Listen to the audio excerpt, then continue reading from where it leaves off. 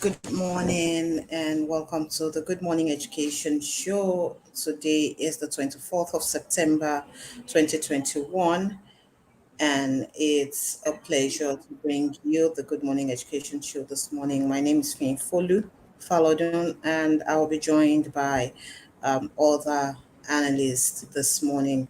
We have Okay, uh, we on the Good Morning Education Show we have discussions, topics, analysis that center around education. We welcome everyone who is our regular tribe member here, and for those who are joining us for the first time, we're glad to have you with us. We hope to see more of you, and we hope that you tell somebody to tell somebody and you bring people along. And for those who are going to watch the replay, we welcome you to the we are glad that you're joining us with the replay. We'd also like to have you in our live audience as we go on. So this morning we'll be starting off with the headlines we have from the dailies this morning. And our first headline, FG, that's the federal government, names 58 illegal universities in Nigeria, reveals more under investigation. Uh,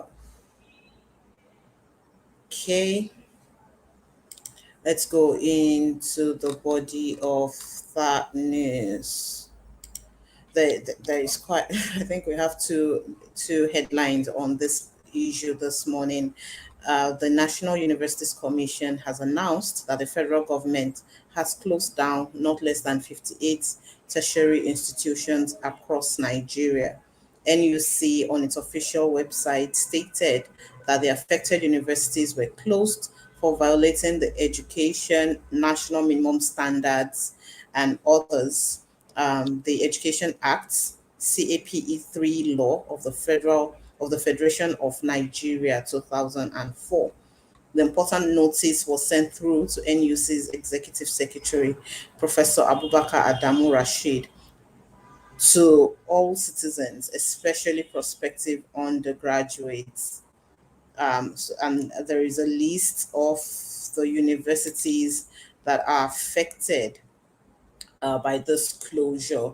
What comes to mind when I read or when I saw this headline is there are there are individuals, students already affected by this. There are students who, let's look at 67 illegal universities, assuming that each of them even had a minimum or maybe had a maximum of 100 students each. That's 6,700 individuals affected by this. And it just points to the fact that if we had uh, properly managed federal or state institutions, and that we don't have all the recurring issues that we have with universities and our education system in the country, then we won't have room for all of these um, well unregulated universities to be in existence. And another part of me is wondering, why have they been left to function or to be in existence for so long? They say there are nine others that are still under investigation, and if they are found wanting, the big hammer is coming down on them too. I hope that's done early enough so that those who are in those institutions can find a way or find their way. Our next headline, UNICEF partners Nasarawa on safe schools. The United Nations Children's Fund have partnered the Nasarawa State Universal Basic Education Board to ensure that students return to their schools in order for them to continue with their studies. Education officer of UNICEF in charge of Nasarawa, Kaduna, Niger, and Kwara states, Francis Elisha, made the disclosure on Thursday in Lafia during a media dialogue with journalists and staff of the State Ministry of Education. He explained that the COVID-19 pandemic affected the economy of the country in no small measure, which led to the loss of jobs of many parents, thereby making their children unable to continue with their educational pursuits. Elisha said that the partnership between UNICEF and Nasarawa state government was going to bridge the gap as they were ready to support the state to ensure that every child got the opportunity to be educated. The aim of this partnership is to ensure that every child in the state who desires to go to school is not deprived of the opportunity to be educated. So many children in both the urban and rural areas are out of school because their parents cannot afford to send them back to school after the COVID-19 pandemic, he added. Well, really do not have anything to add to that. That last paragraph just said everything, just said it all. And he's really hoping that we can have a truly safe schooling experience, and not a short-lived one, but continuous safe schooling experience in all parts of the country. Our next headline, okay, economic downturn affecting children access to education, says donor.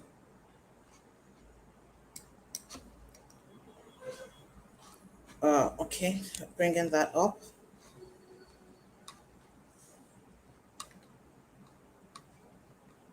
A representative of the Felicitas Foundation, Mr. Ikem Okuhu, has said the continued economic downturn in the country has been having adverse impacts on the ability of parents to sponsor the education of their children.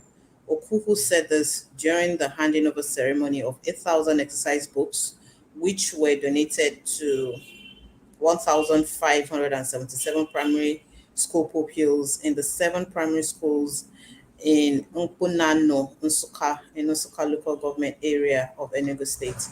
He explained that the donation was designed to provide relief for the poor families who struggled to provide basic stationery for their children and wards in the public schools in the area.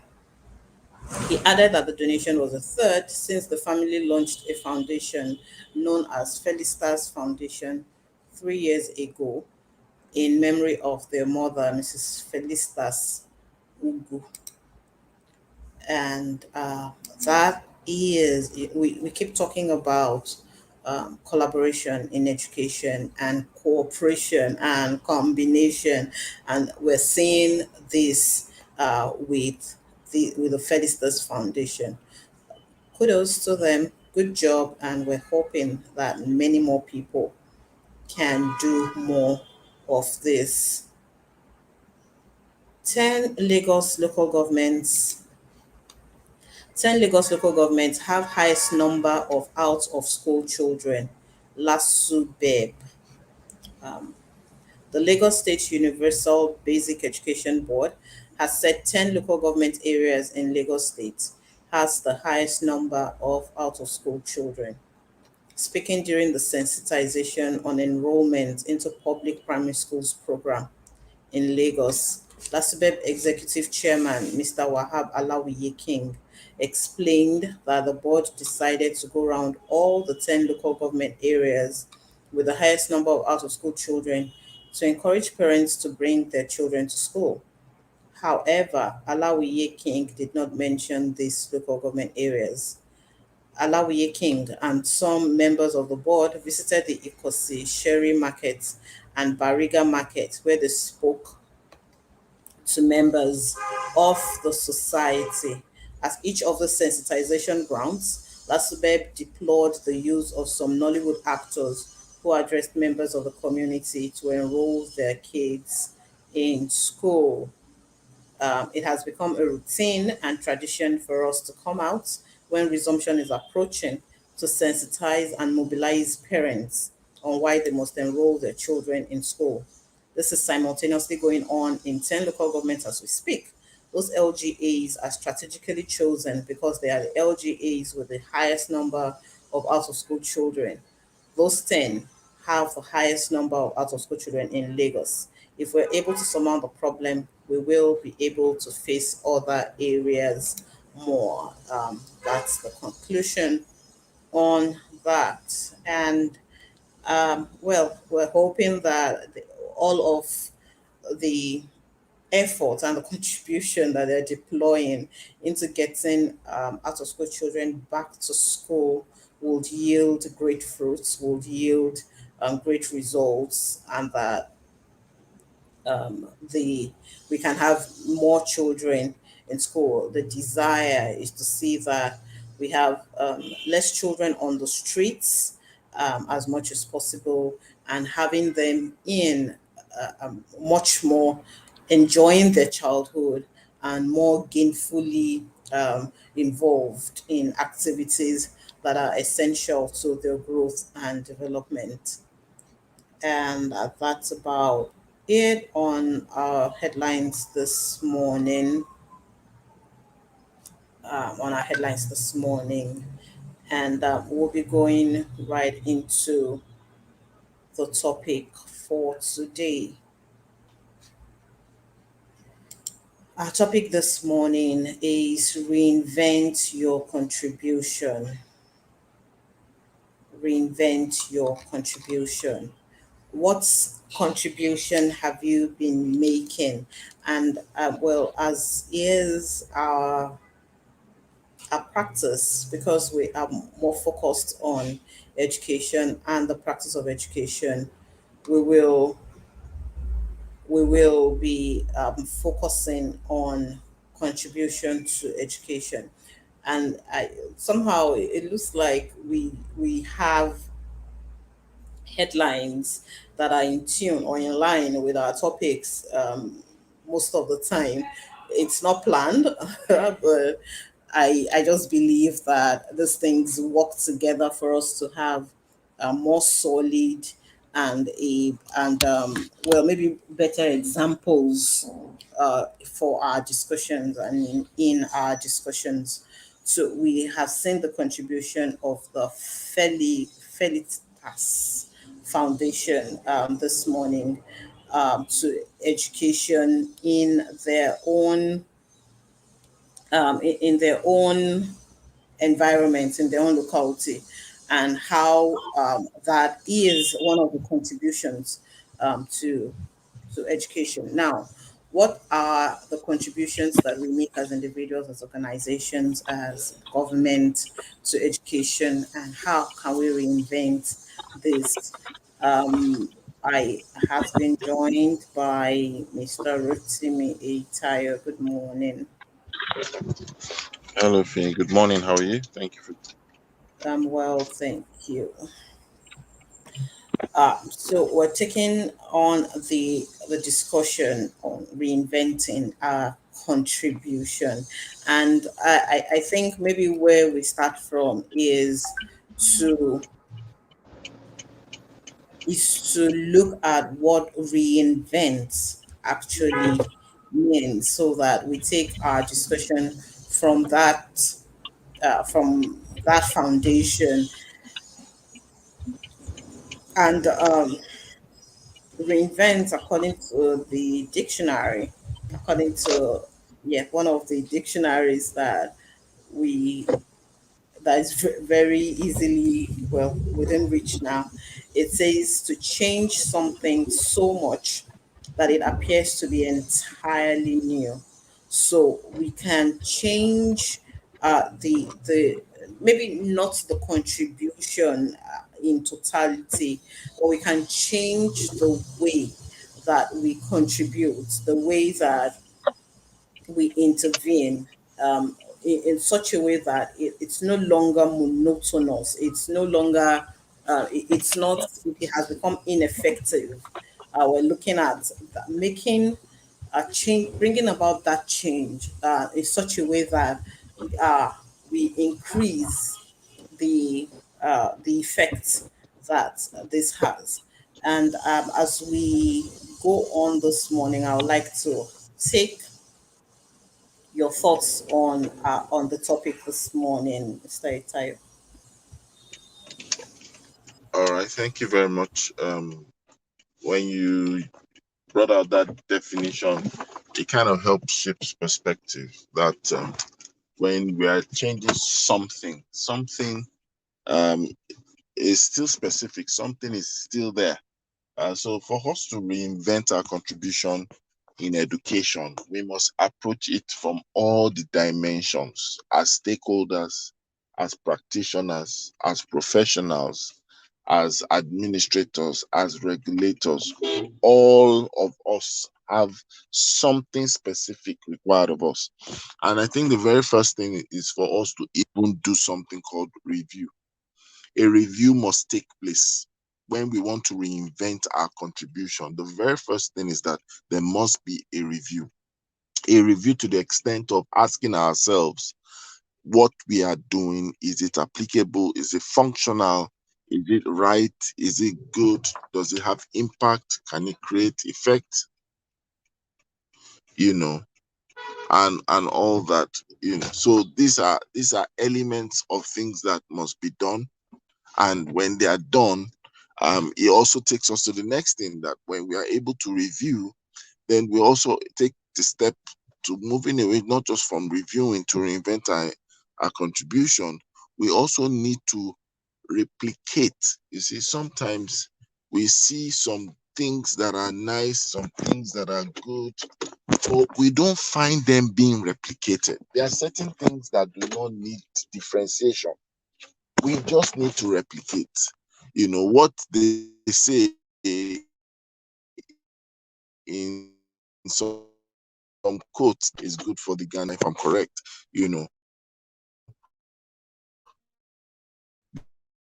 There is a need for us to replicate. And I believe that being able to replicate it does a whole world of good.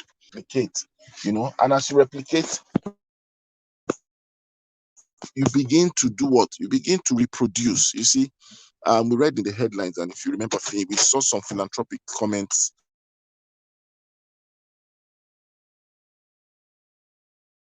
as truly called stakeholders. Their contribution, in a way, and in some sense, to a large degree, is also something that you must absolutely say that has to. You see, some of them have the funds and they have the desire, they have the heart and they have the need. They understand that society, especially in education, needs intervention. But once they are not schooled as to what to do, what area needs major intervention, the kind of funding they have and the location, or what we call their host communities, um, if they don't have something navigating or getting them like a guide, how to get into education, how to support education and the likes, you'll find out that these guys will just do what comes to mind. Sometimes what comes to ease, or what comes with ease. A lot of them will not realize that they are practitioners. There are people like Ifyok, there are people like Finn, there are people like Good Morning Education Show, there are people like Light Foundation, different people who are doing fantastic stuff that they can actually support and make it bigger and better. But you see, they will be limited and they'll do it by themselves because, of course, if they're doing themselves, they have to look at what they have the strength and the coverage for their manpower. And sometimes they fall into the hands of wrong vendors who just, mismanage, and then it's a wishy-washy effect. I won't want to say too much because I know there's a lot of things to say and I want to allow other people to contribute, which is also part of what it means to reinvent.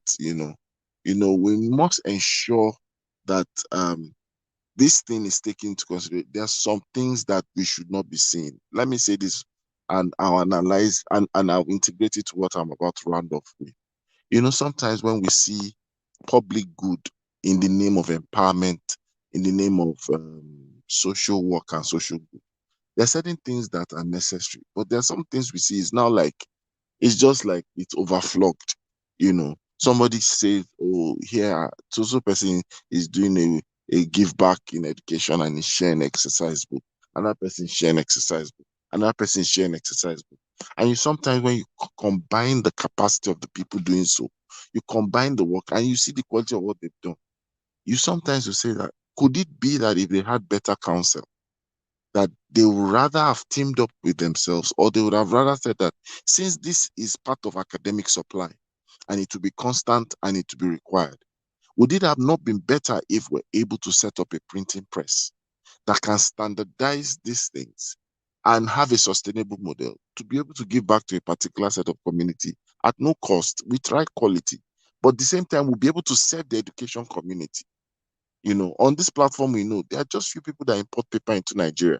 So the moment they feel that their profit margin is something they want to wake up on or cause a spike in, whether there's dollar rate or no dollar rate, you just find that's why a lot of people write books, but they're thinking of e-version. We have the numbers, crazy population, but people are not publishing. You know why?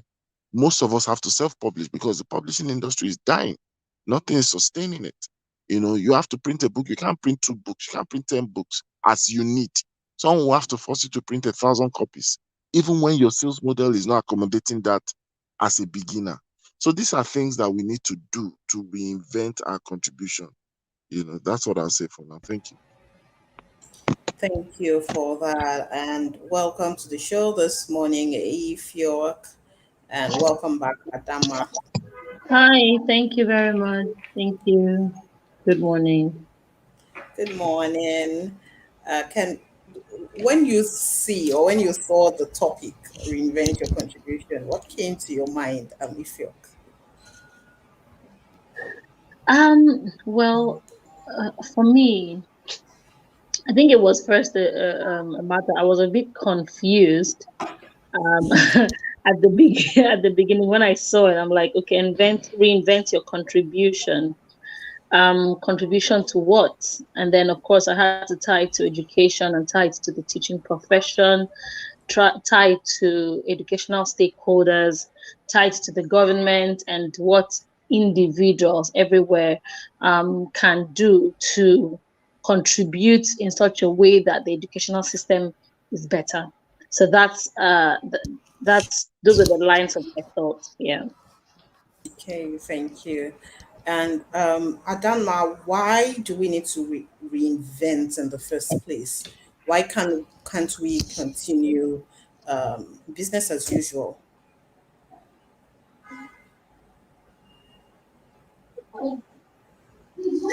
Hello, can you hear me? Yes, I can hear you. Hello? Okay. Yes, I can I hear you. mean, we need to reinvent. We need to reinvent our contribution to the sector because if you look around the country, look around our society, education is one of those industries that I feel like it's suffering the most, has continuously suffered the most. Starting from, oh, we always screaming lack of funding and stuff like that. So, but the major challenge we have actually is from lack of funding or inadequate funding for the industry. And then of course I feel like what I met Rotimi saying was that, I mean, if we can work more together and collaborate on our contributions, perhaps we'll be able to help even better. When I'm talking about we, I'm talking of individuals, organizations, just anyone who wants to help the system. We can be able to gather our resources and help wholly help better. So yes, the system is needs improvement. There's just so much that is not being done the way we would want it to be done, especially for a society like ours that needs a lot of help and growth. There's a lot of areas that we need to develop, and it's only, I mean, the quality of our manpower is what tells the quality of the society that we live in. So yes, the education sector actually needs a lot of contributions. All right, thank you.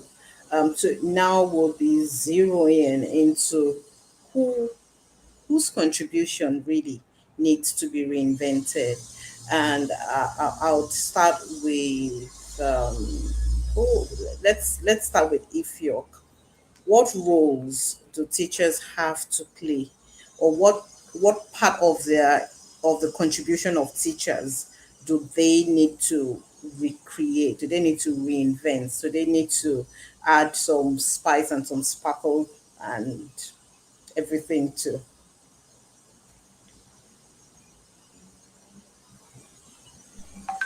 Okay, thank you Fee, for that question. It's actually a very interesting one. Um, so I think that the first thing we need to look at is the quality. Okay, so two things, okay, and I'm going to put it at par because it's related. First thing is reinventing yourself, your perspectives, your ideals as to what your role is, and that will then um pour out into your service delivery. um so the way I look at it is, I can only give what I have. Okay, so if you as an individual, as a teacher, have your mentality or your perspective about your role is in the right place, you will also be in the right place to deliver quality service. And I think that is the line that we as teachers need to look at.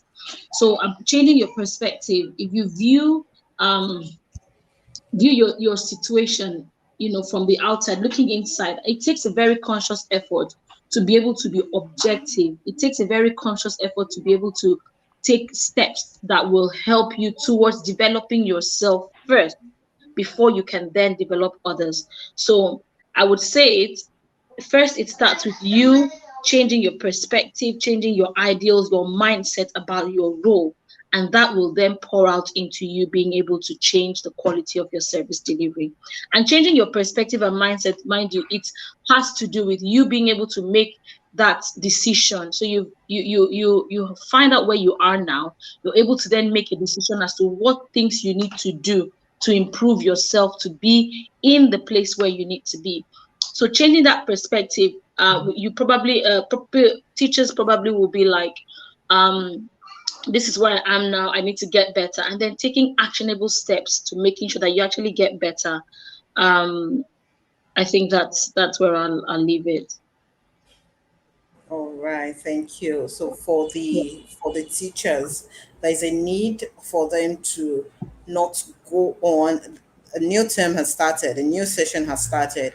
There is a need for teachers not to go into this term thinking, oh, the way there's nothing I really need to change about what I did last term. It was my performance was award winning, so why change anything? But if you're saying is making a call to teachers this morning that there is a need to change perspectives. There is a between yesterday and today, there are some changes that have occurred, and if we don't continually improve and change things up and switch things up, then there is likely going to be a redundancy in our outcomes. Thank you very much for that, Ifyok. And welcome to the show this morning, Titi Adeose of Niger Kids. Yay, good to see your face again today.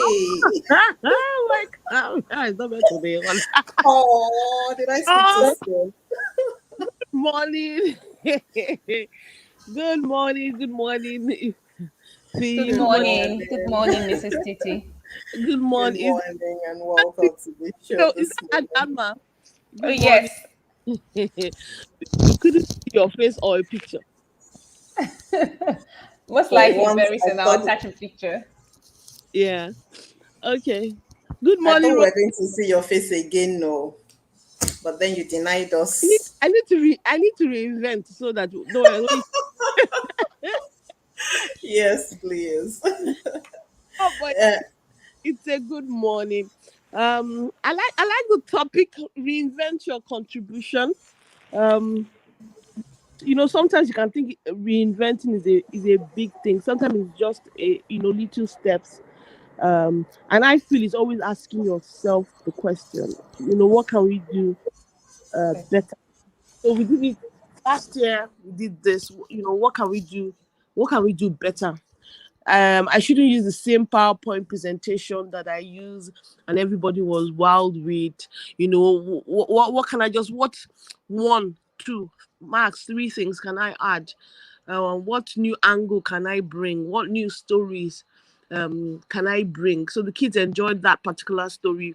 Can I go look for another one? um what can I do in this new term?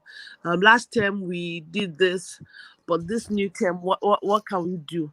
What new areas can we explore? So I think it's important that we are constantly looking to improve, and with that mindset, it would help us in reinventing our contribution in all that we do. So what can I do? It can be a tough question to answer, but one of the things that I've found out is um, that saying that opportunity comes to the prepared. If your mind is receptive for something new, then you start seeing then it starts going off like light bulb when someone suggested and say, "Oh, what do you think about it?" You're like, "Yeah, wow, that's true," because your mind is kind of prepared to receive new. But if you are closed-minded, you won't see the um, you won't see the opportunities. So just to give an example, I remember that when we started writing short stories, our plan was to write this short story. Of course, it was meant to be in English. Then that's how someone says, "Oh, you know what? She really likes this short story. She wish she could have the French version." I'm like, "Oh, that's interesting. The French version. Okay, who are the people that will be interested in the French version?" And then by the time I spoke to people that teach French, they were like, "Oh, yes, one of the challenges they have is that they have a lot of the stories that they can recommend to children to read don't have any relation to what the environment. They're not local content, so it would be nice." So suddenly that was something we could reinvent. So it's the same content. The only difference was taking it and translating it into French. So suddenly my contribution has been reinvented. Now I not only have people to give it to in English and then in French. And then I was still telling someone the story, and the person was like, "Oh, have you considered Arabic?" And I was like, "I don't know anybody that will help me translate this stuff to Arabic, you know." But because my mind was open, the next thing I was talking to someone, and she was like, "Oh, something, in Arabic, someone that stays in UAE." And I was like, "Really? Yeah, someone mentioned I could convert this thing to Arabic." And she was like, "Oh yeah, I know someone that can help you, you know." Honestly, did you know me then? Yeah, if you are talking to Arabic, you know what? I did know, but you see, we didn't have that conversation.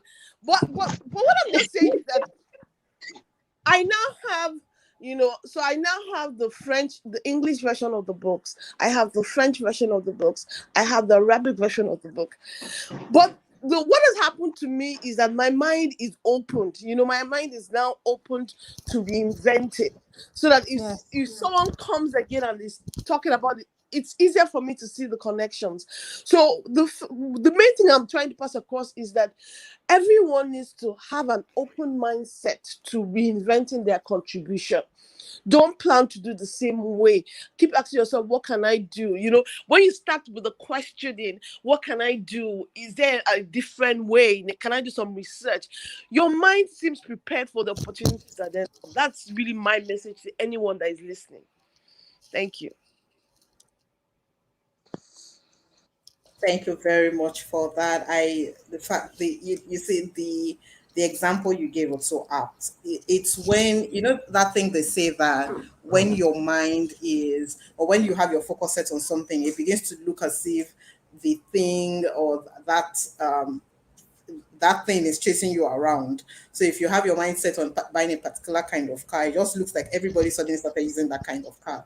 And it's because you're now open to it, you're now very aware and conscious of it. So you pay more attention to see those things. And when we pay attention to reinventing, then we are able to, with a clearer mind, with an open mind, look around us and see these opportunities and take them. Thank you very much for that. There is, for we're taking this now to school administrators. uh, I'm not sure that many times there is this review of look, this is what our goal is, but are there other ways that we can get to achieve our goals? We know that what we're set up to do is to have a school that maybe at the end of the the child's tenure in the school, they come out with X, Y, and Z values, or they come out with A, B, and C skills. That really is the goal. And over time, they have just stuck to one particular way of carrying out, of reaching their goals. So, how do school administrators reinvent their contribution? And I'll be asking Mr. Itayo of this question. All right, thank you very much. School administrators and regulators really must understand that the buck stops on their table. In fact, it starts from their table. Um, we need to do something different with our type of visioning. I think that most times visions, or when we talk about having a goal in mind, a lot of people limit their goals and vision to something within their sect, within their circle. So school administrators, for them to reinvent their contribution, they need to go back to the basics, which starts with the visioning. And in vision, we must begin to think about something separate from branding.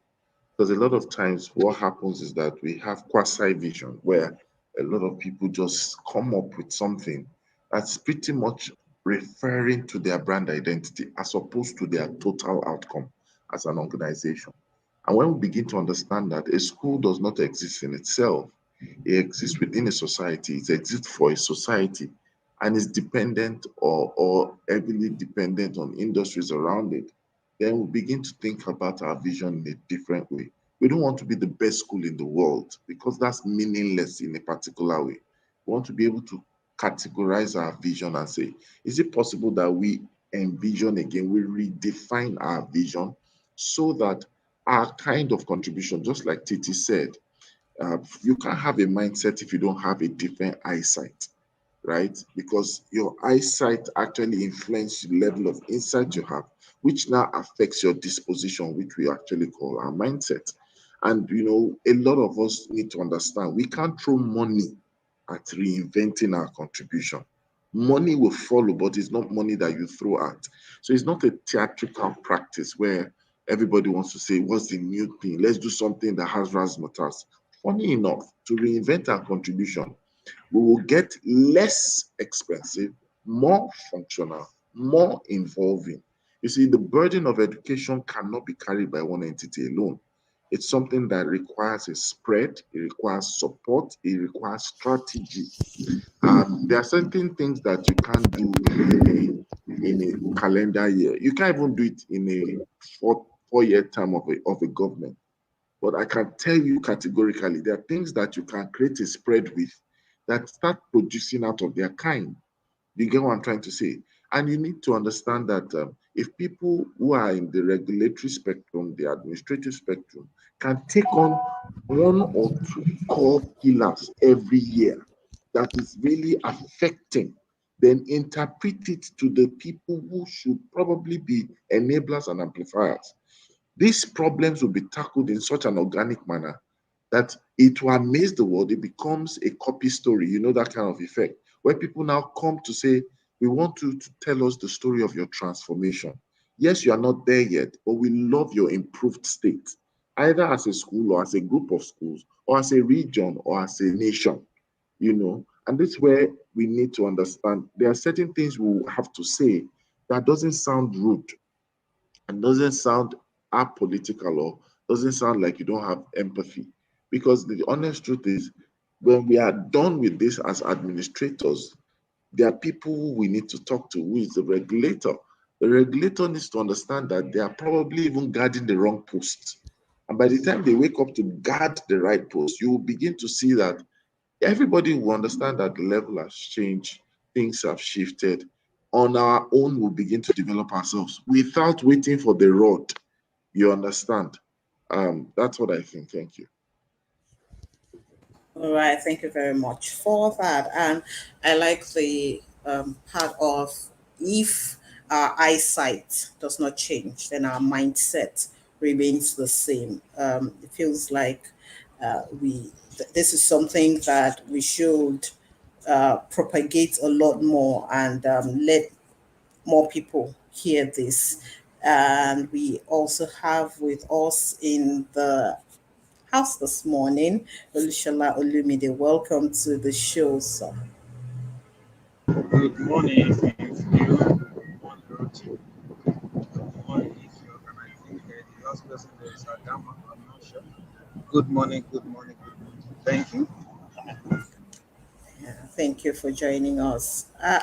Adama, I would like for you to.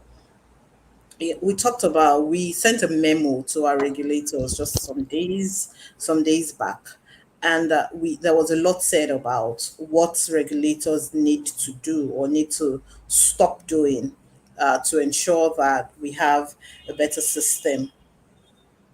What do our regulate now? We're not saying that it's not, we're not bringing the big stick on them. We're just saying, what do they need to do? What part of their eyesight, or what eyesight do they need to change to bring about a difference in the practice and the system of education in the country? Okay, thank you for that. Okay, for me, it starts from the experience that we would like to expose our learners to. I mean, it starts from a knowledge of the world that we are in today, right? If we go back to the drawing board and we're looking at what world are we currently operating in, what skills, what values, what attitude and knowledge should a person be able to have to be able to experience the world in its fullest, then we need to go back to actually draw programs, design programs that address these needs. Okay, it starts from the program, the curriculum that we put out there.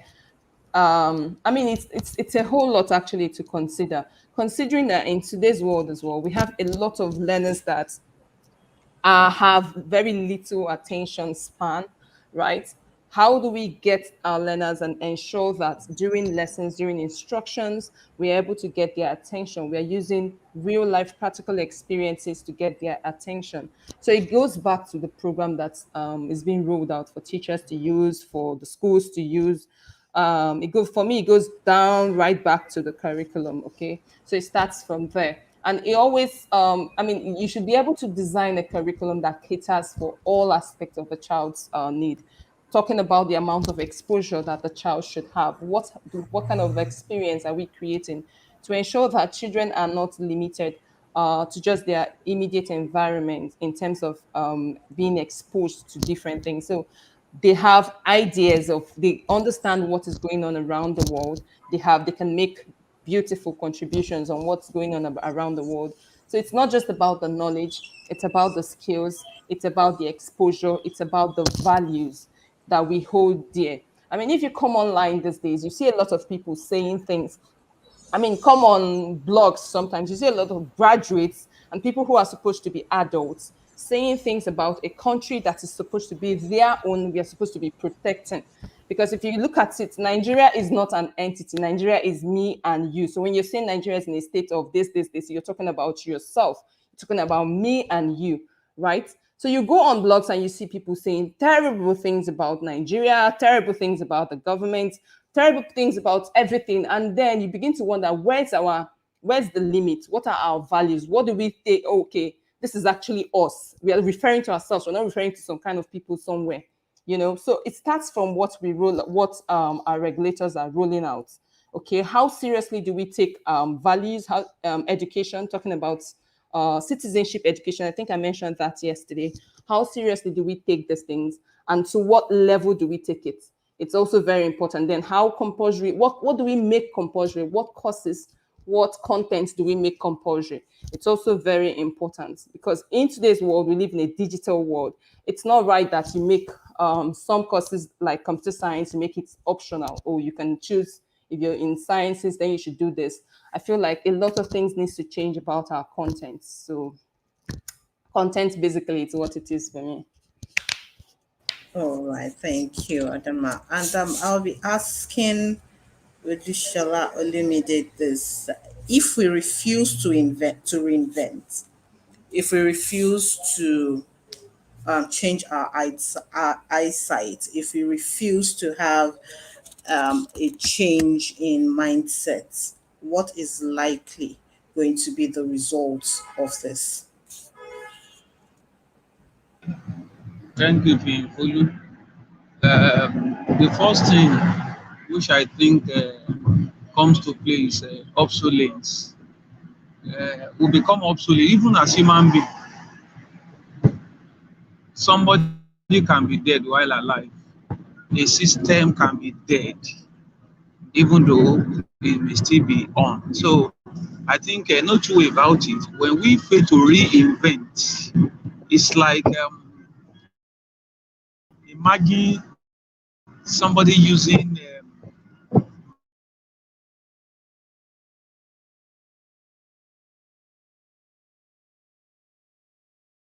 the kind of computer system invented by somebody.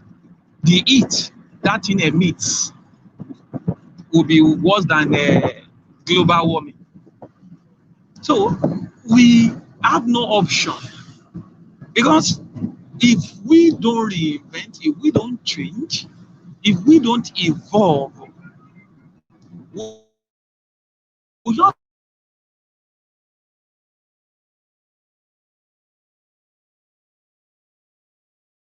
left alone. Others have moved on. And it becomes worse or in tandem with reality. People believe something is wrong upstairs. If the reasoning level is backward, if the way we process information in our mind is not bringing solution to bear, then nobody is even going to come to you. And that is a clarion call for every educator. You wonder why people complain. Yes, things may be difficult. People complain, I'm out of job. I don't have anything doing. If a teacher has been teaching for 10 years and the next place he or she is going to, the issue of being an administrator, being an head teacher, being a principal does not come in. And what is the essence of the years you have used in the industry? Or you begin to beef those people who came in newly and say, when did he come? How long we were here? We have that kind of problem in government where it is even difficult. People, they start fighting. Imagine you want to write promotion exam. People are fighting CBT. I say, no, why would they carry us to go and do CBT? And I say, in an ivory tower, you are fighting writing a CBT. And at another time, people are trying to write exam. They put the system and the system was hibernating. And the person sat down there was looking at the thing. The system too was looking at the person. Just to touch anything on the either keyboard or the mouse and it will show face. And time was running. And such a person will wake up and say, somebody sabotaged me. Or it was the work of witches and wizards. They follow me from the village. It wasn't so. So if we fail to evolve, that person is a disaster going somewhere to happen. So for educators, we must evolve, we must reinvent, or else we will be emitting death to the younger generation we are trying to help because they'll be less informed than your audience. And if you don't know better, you can do better.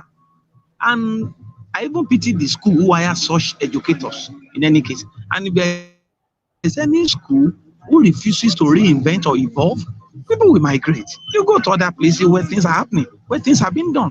Why somebody is complaining of a no job, they are paying me low, somebody is changing job almost every session and is negotiating, the negotiation power is high. Oh, you want to pay me 200? No, I won't take 200. Can you pay me 250? Because somebody else is calling me to give me 230 there. And he looks at that and says, but we're educators together. We graduated the same place in the same school. And by the way, you know that the curriculum of yesteryears cannot suffice to bring solution in the current situation we find ourselves. So I tell anybody, if you went through Nigerian system, do yourself a word of good, learn more, seek knowledge. It doesn't take anything away from you. If you need to spend, spend. If you need to travel, travel. Get informed, because at the end of the day, this is what is going to give you a sort of unfair advantage. Let me put it that way. So if we fail to evolve, we'll consign ourselves to the dustbin of history. Thank you very much. Thank you so much for that. I really always enjoy your contributions. And as we round off this morning and I'll go around taking our final thoughts, I would add one thing to for Titi to answer for us as you also give us your final thoughts. When should we start reinventing?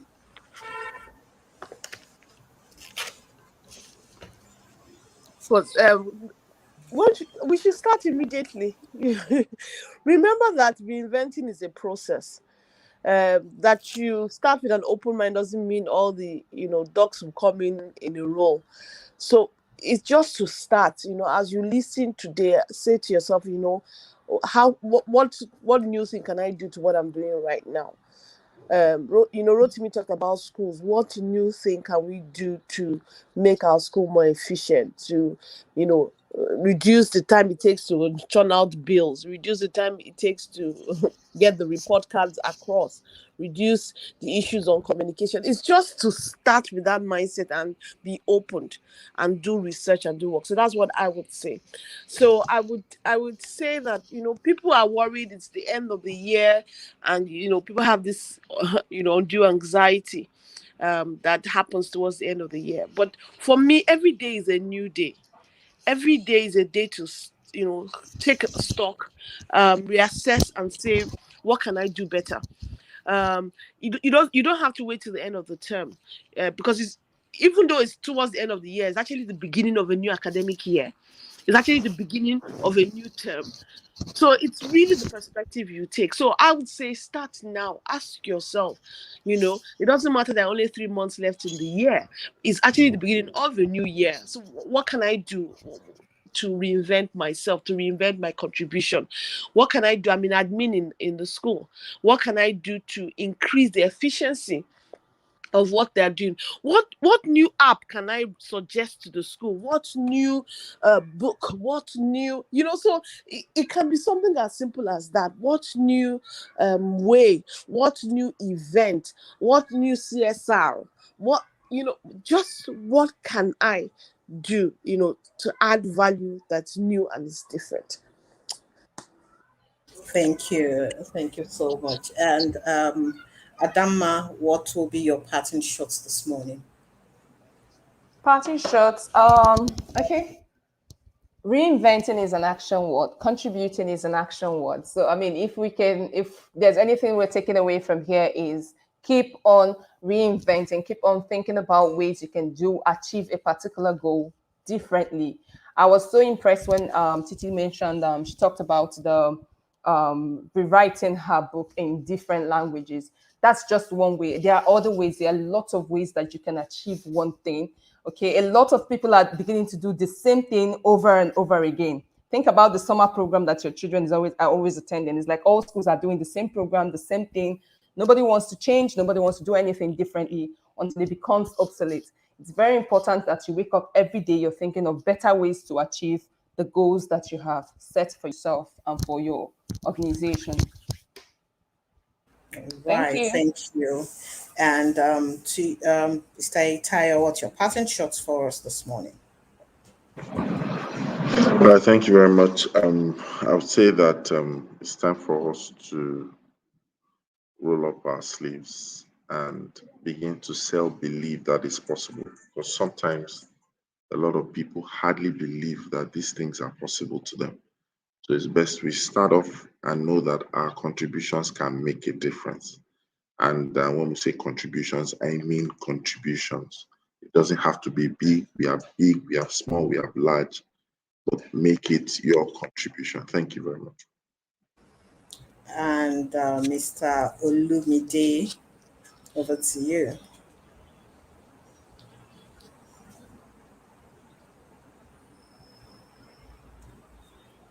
We can't hear you if you're speaking. Oh wow, he's out of the building. Okay, thank you so much everyone for being here this morning. We have heard it. It's essential for us to reinvent. It's essential for us to recreate what we have been doing. We gain mastery. We can further expand our reach. Our outcomes could be much better when we reinvent. Thank you for joining us this morning on the show. And please remember that tomorrow is another day. We will be here tomorrow at 9 a.m. and on Sunday at 5 p.m. Thank you to everyone who has joined us on the other end this morning. Olatunde Adebayo, Ayo Bolanle, I know. Thank you for being here.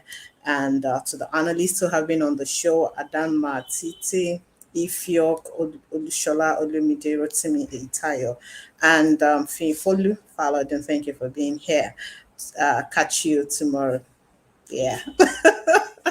Don't- Thank you for being here. And we're running off this morning with our with our good morning greeting to you. I'm sure you look forward to that every morning. And so, at the count of two, we will be sending you off to have a great morning this morning. Let's go, team. One, two, let's go. It's It's always a great always a morning. It's great always morning a great morning in the Good On the Morning good on morning. Education the Good Show. Morning Thank you. Education Show. Have a great day Bye. ahead. Bye.